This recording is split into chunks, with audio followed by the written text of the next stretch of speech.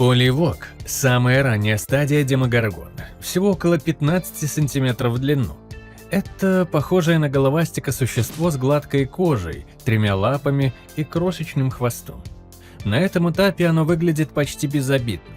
Дастин даже подобрал такого детеныша и держал его у себя дома, назвав его Дартом. Поливок не агрессивен, плохо переносит холод и нуждается в постоянном тепле и пище. Но всего за 1 неделю он способен трижды сменить шкуру и превратиться в настоящего хищника. Поливок-подросток – переходная форма размером около 40 сантиметров. На этой стадии существо отбрасывает хвост и отращивает задние ноги.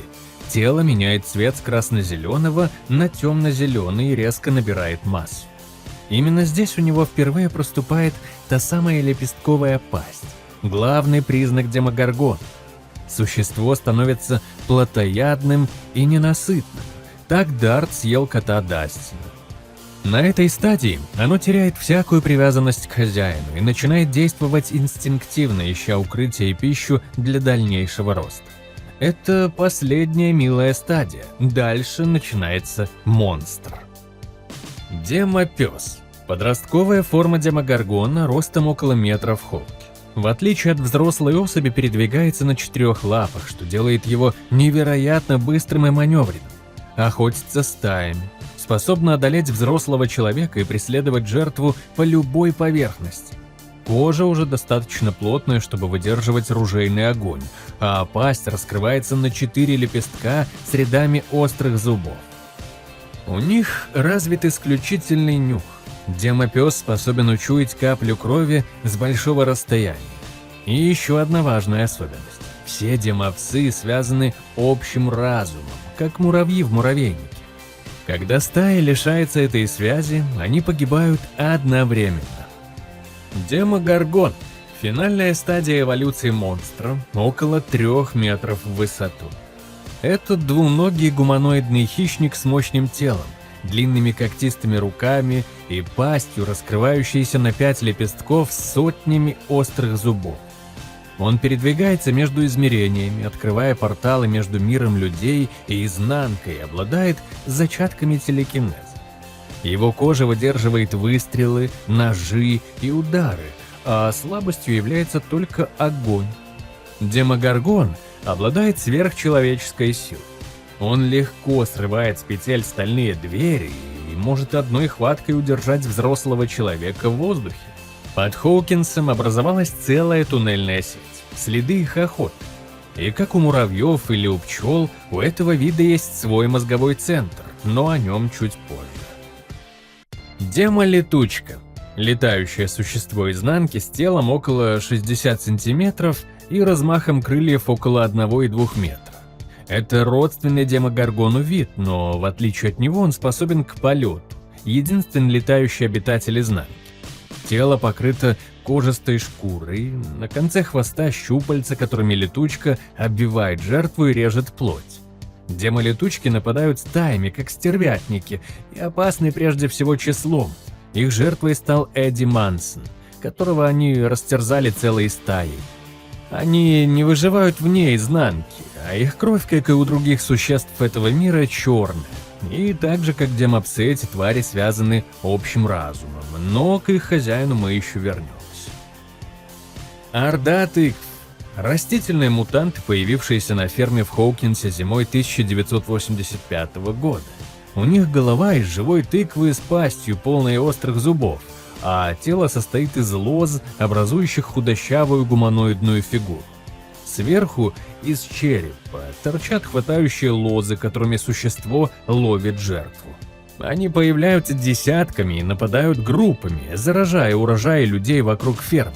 Дастин в шутку прозвал их «придурками-фонарями». Игра слов на тыкву-фонарь Хэллоуина. И что интересно, эти твари принадлежат уже совсем другой ветке эволюции, не связанной с демогоргонами. Кто их создал, узнаем дальше. Истерзанные. Обычные жители Хоукинса, зараженные частицами древнего разума изнанки. Внешне они почти неотличимы от человека, но внутри их тела полностью контролирует чужая воля, как паразит кардицепс управляет муравьем в природе. Они подчиняются единому разуму, действуют слаженно и постепенно теряют способность скрывать свою природу. Истерзанные пьют отбеливатель, бытовую химию, ядовитые жидкости. Это запускает биологическое преобразование, превращая их тела в сырье для крупного монстра. Главным истерзанным был подросток Билли Харгроув, ставший лицом и оружием своего хозяина летом 1985 года.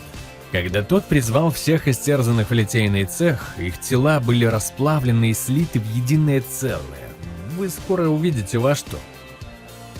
Векна. Главный антагонист всей вселенной очень странных дел. Меньше 2 метров ростом. Самый маленький из всех боссов сериала, но именно он стоит за всеми ключевыми событиями, начиная с исчезновения мальчика Уилла Байерса в 1983 году. Когда-то он был обычным мальчиком по имени Генри Крилл, но уже в детстве проявил психические способности и убил собственную семью. После этого его забрали в секретную лабораторию, где он стал первым испытуемым с маркировкой 001. Однажды девочка с такими же способностями отправила его через врата в изнанку. Там он переродился в обожженное существо и встретил гигантскую теневую сущность, с которой добровольно слился. Векна обладает телекинезом, способен проникать в сознание жертв, вызывать в них видения и убивать через травматические воспоминания. Демогоргоны, демопсы, демолетучки и истерзанные – все эти твари связаны с ним через единый разум. Большая часть существ, которых вы увидите дальше, либо его прямые слуги, либо результат его влияния. Единственное исключение – несколько монстров из спин-оффа, у которых другой создатель, но об этом отдельно. Цветок Демогоргон. Новая форма зарождения Демогоргона, размером около 2 метров. Он появляется в самом финале спин-оффа. Из тела убитой королевы Лос прорастает стебель, раскрывает синие лепестки и обнажает пасть Демогоргона. Цветок светится изнутри. Ни одна другая форма этого вида свечения не имела. Это знак, что демогоргоны теперь могут размножаться не только классическим путем через поливогов, но и через мутацию плотской ткани. Это намек на новую главу истории изнанки, которая раскроется во 2-м сезоне спин-оффа. Лозовой монстр. Первое существо параллельной ветки эволюции, ростом около 2,5 метра. Носитель школьной задира по прозвищу Грязнуля Чарли, зараженный разумной лозой изнанки. Существо похоже на гигантское насекомое, множество членистых лап с острыми когтями и пасть-маш, напоминающая червей из дюн. В отличие от классических монстров, его кожа не плоть, а сплетение растительных волокон зеленого цвета. И что важно, этот монстр уже не подчиняется векне. Это совсем другая ветка, выведенная искусственно человеком в подвале лаборатории. Вайн-пес. Гибрид плотоядного растения и демопса, ростом около 2,5 метров. Тело серо-черного цвета с яркими зелеными бликами вокруг шипов, хвоста и пасти. Носители – 2 рабочих лесопилки, зараженных лозой одновременно. У существа огромные передние лапы и маленькие задние, что делает походку прыгающей и неуклюжей, но очень быстрой. Главное отличие от других монстров спин-оффа – Вайн-пес не умирает после потери хозяина. Это первый случай, когда мутировавшая плоть продолжает жить самостоятельно, как растение, способное расти без корня. Больничный монстр. Первая физическая инкарнация Векны в нашем мире, ростом около 3 метров.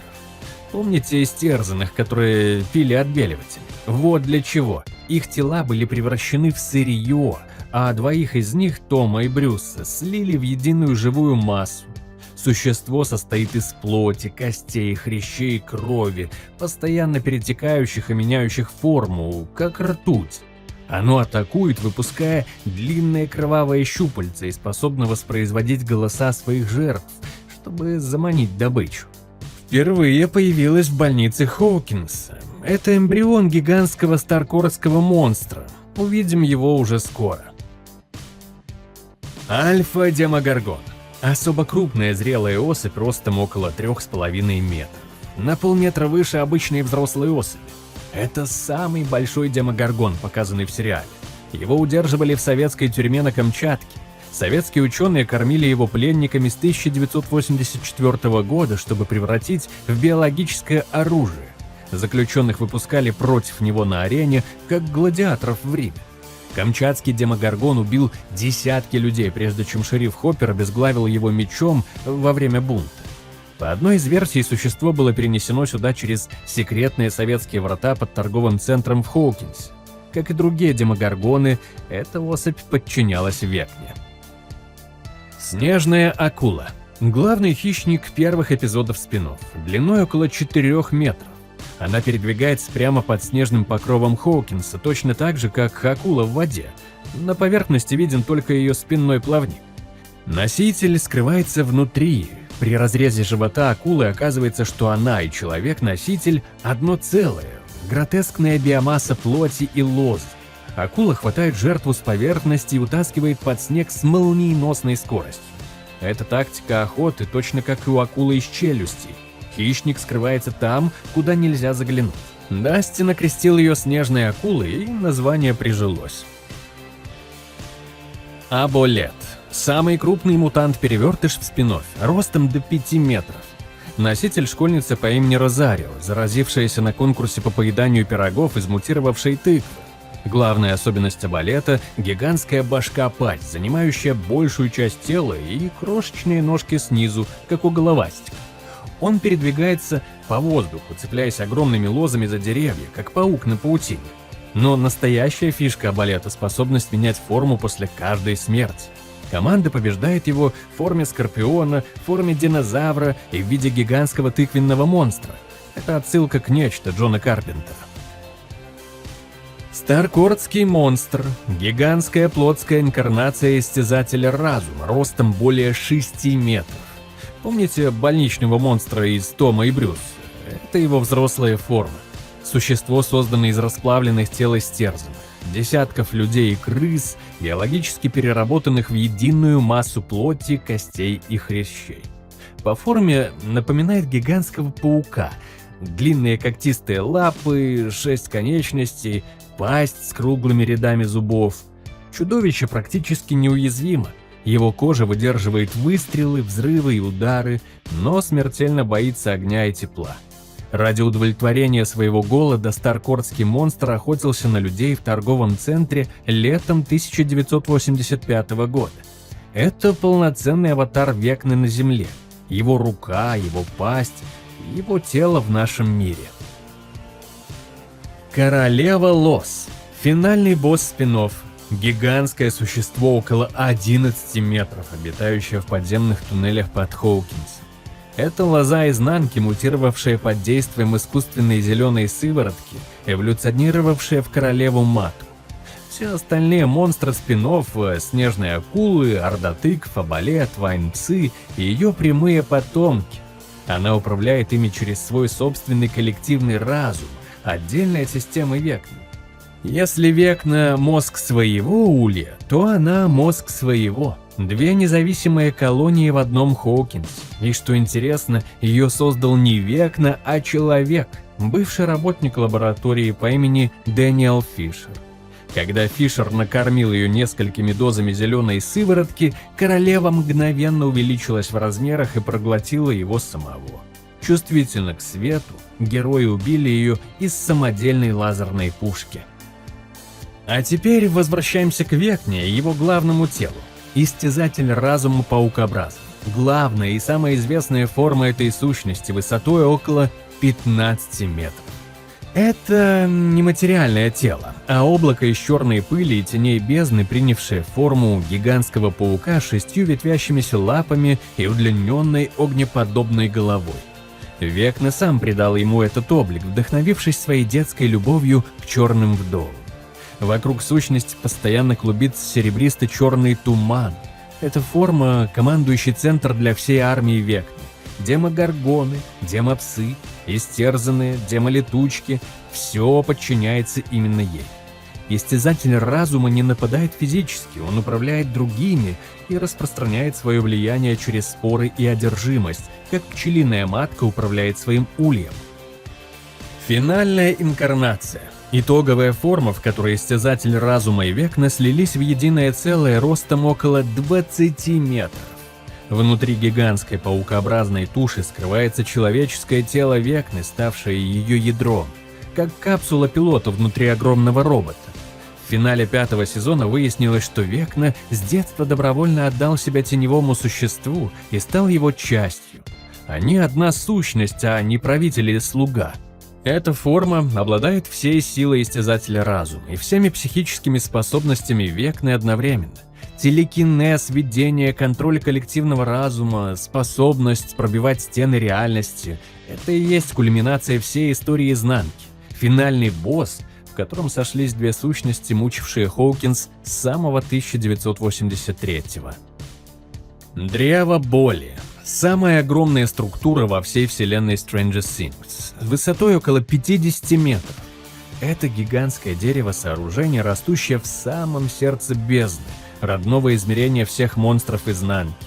Его корни уходят в землю мертвой планеты, а ветви тянутся к небу, образуя нечто среднее между живым организмом и психическим узлом.